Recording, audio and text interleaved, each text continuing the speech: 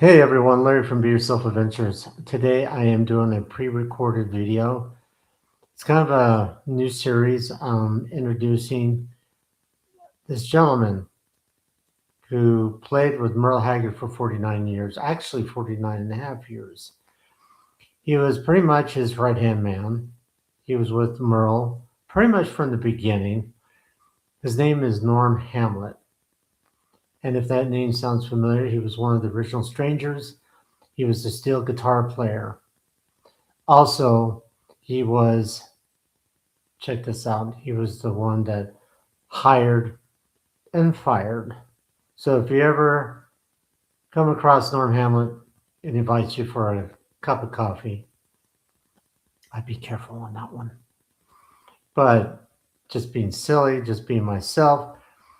But I thought I'd bring this to you guys. And this is kind of a little short interview that I did with him a little while back. And I'm going to have him tell you a story of one of his many stories he has told on the road and off the road with Merle Haggard. So let's Norm Hamlet tell you his story. You want to tell me how Big City came about, the song? Yeah,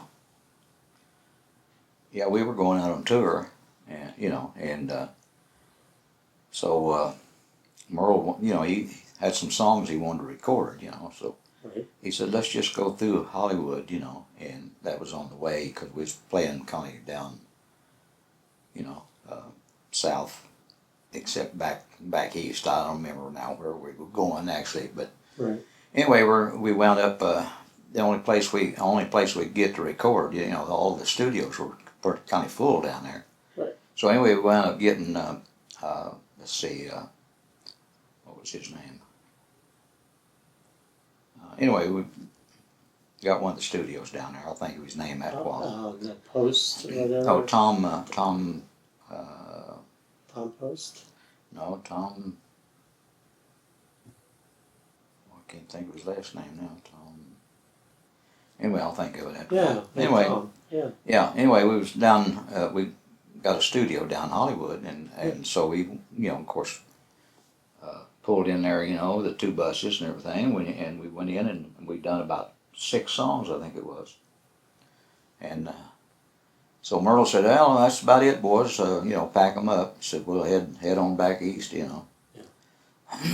And so he went out and opened the door to his bus, and he looked up, and he seen Dean Holloway, it was, well, his friend that he grew up with, but he was the driver for Merle, Yeah. So anyway, he looked up and he seen him, and he was just sort of leaning over the steering wheel, and he said, "Hey, Dean, what's wrong?"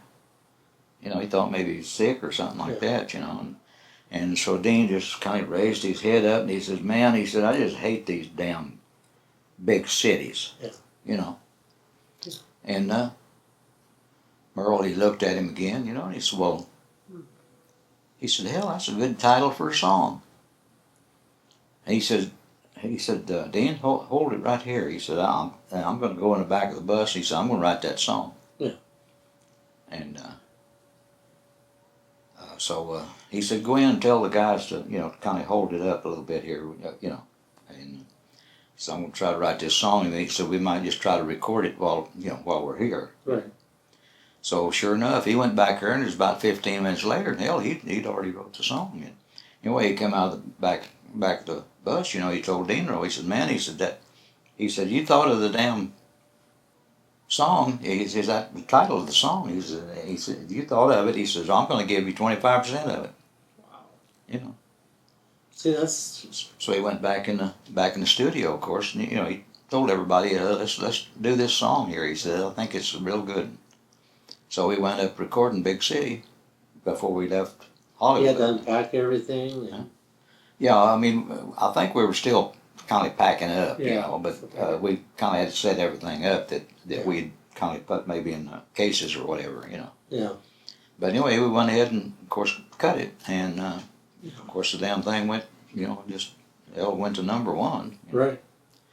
And so anyway, of course, you know, later on, you know, we was still going out on tours, things like that, you know. And it wasn't too long after that, though.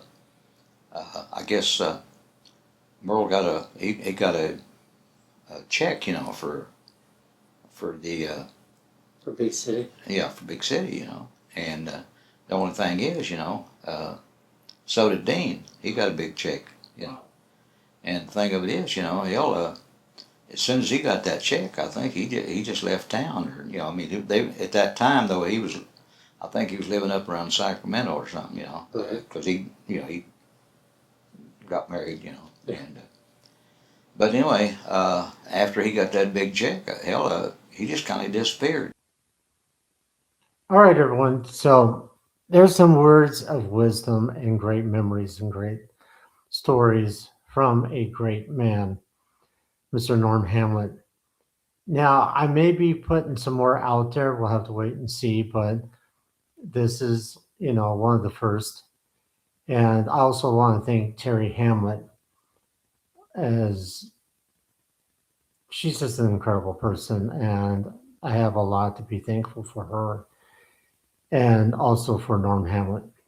It's been a very exciting life, I can tell you that.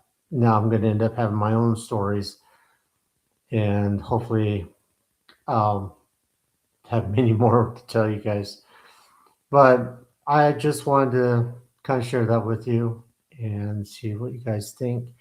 If you guys do like this video, I know it's short, but you know, I wanted to bring it to you guys because a lot of people don't get to hear stories like this, especially from somebody who's iconic and very well respected and very talented as Norm Hamlet has always been. He just recently celebrated his 91st birthday. Yeah, that's right, 91st birthday. So if you do like this video, you know, give it a like. And if you also consider subscribing, that'd be great too. All right, on that note, no pun intended, we'll see you guys soon on the next adventure. And also, I want to thank again Mr. Norm Hamlet and also Terry Hamlet. All right, guys, always be yourself. Peace.